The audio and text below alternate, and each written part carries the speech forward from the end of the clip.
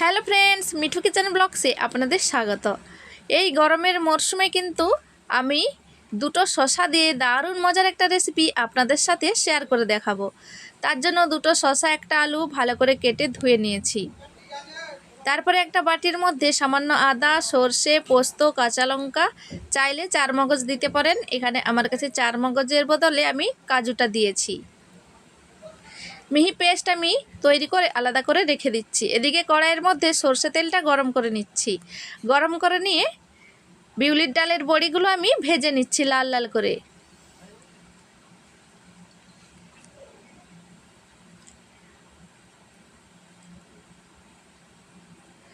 আর এই রান্নাটা কিন্তু সরষে তেলের মধ্যেই করতে হবে, তবে এই রান্নার স্বাদটা দারুণ হবে।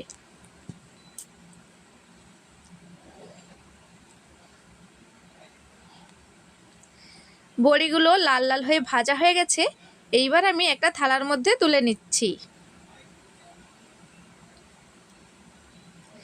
তারপরে ওই সরষে তেলের মধ্যে দিয়ে দিচ্ছি একটা শুকনো লঙ্কা ফোড়ন,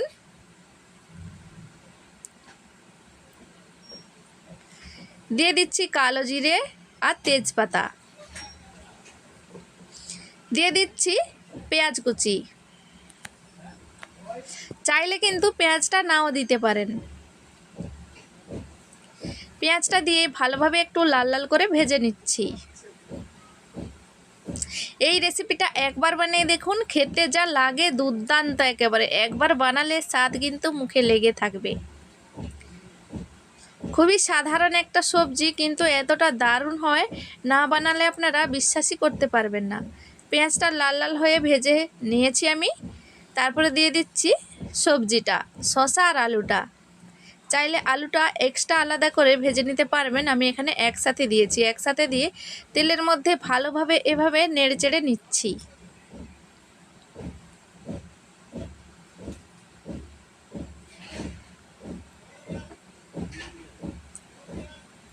দিয়ে দিচ্ছি সামান্য হলুদ গুঁড়ো। এখানে কিন্তু বেশি হলুদ গুঁড়ো দেওয়া যাবে না, তাহলে কিন্তু এর কালারটা দেখতে ভালো লাগবে না। হলুদটা দিয়ে এভাবে একটু নেড়েচেড়ে মিশিয়ে নিচ্ছি।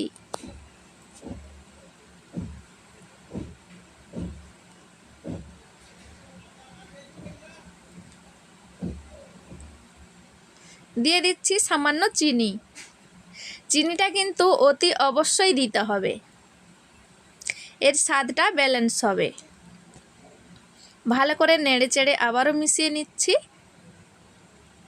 একটু ঢাকা দিয়ে সেদ্ধ করে নিচ্ছি। আমি প্রথমে কিন্তু নুনটা দিলাম না, আমি লাস্টের দিকে নুনটা দিচ্ছি। নাহলে কিন্তু বুঝতে পারবেন না যে শসাটা কিন্তু এতে জল ভরা থাকে, কমে যায়। তো দেখুন পরিমাণ মতো নুনটা দিয়ে দিয়েছি। নুনটা দিয়ে ভালোভাবে এবার করে মিশিয়ে নিচ্ছি।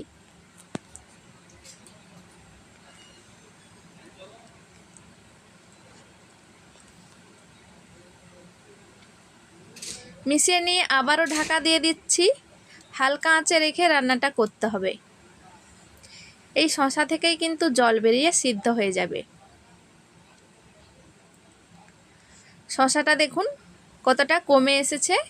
এইবার আমি মশলাটা দিয়ে দিচ্ছি। মশলাটা দিয়ে ভালোভাবে নেড়েচেড়ে নিচ্ছি।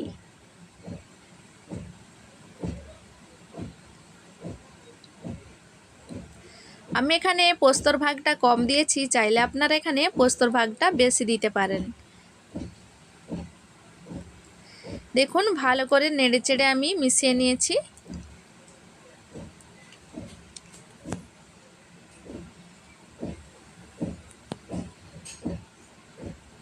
এই গরমের মরশুমে আমরা নানা রকমের রান্না করে থাকি, কিন্তু একবার শসা দিয়ে এই রান্নাটা করে দেখুন।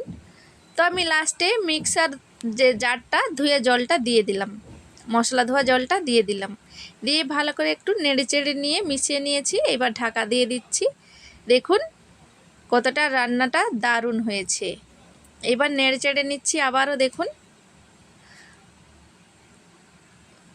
চাইলে এভাবে একটু জল জল মতো রাখতে পারেন, আর চাইলে একটু শুকনো শুকনোও রাখতে পারেন। আমি এখানে এভাবেই রেখে দিচ্ছি, আর কয়েকটা বড়ি ভেঙে দিয়ে দিচ্ছি লাস্টে। বড়িটা দিয়ে মিশিয়ে নিচ্ছি।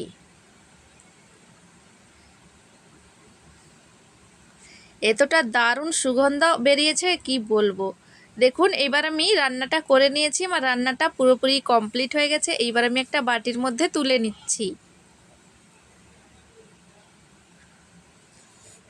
সবজিটা তুলে নিয়ে এর ওপর থেকে দিয়ে দিতে হবে কাঁচা সর্ষে তেল, আর কয়েকটা কাঁচা লঙ্কাকে একটু ফাটিয়ে দিয়ে দিতে হবে।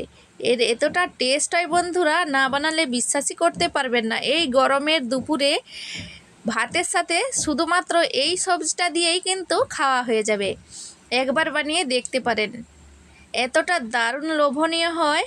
তো ফ্রেন্ডস, আজকের এই রেসিপিটা আপনাদের কেমন লাগলো কমেন্টে অবশ্যই জানাতে ভুলবেন না।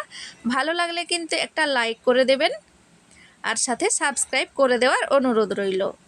তো ফ্রেন্ডস, রেসিপিটা আজকে এই পর্যন্ত। দেখা হবে পরবর্তী ভিডিওতে নতুন রেসিপি নিয়ে। ভালো থাকবেন, সুস্থ থাকবেন।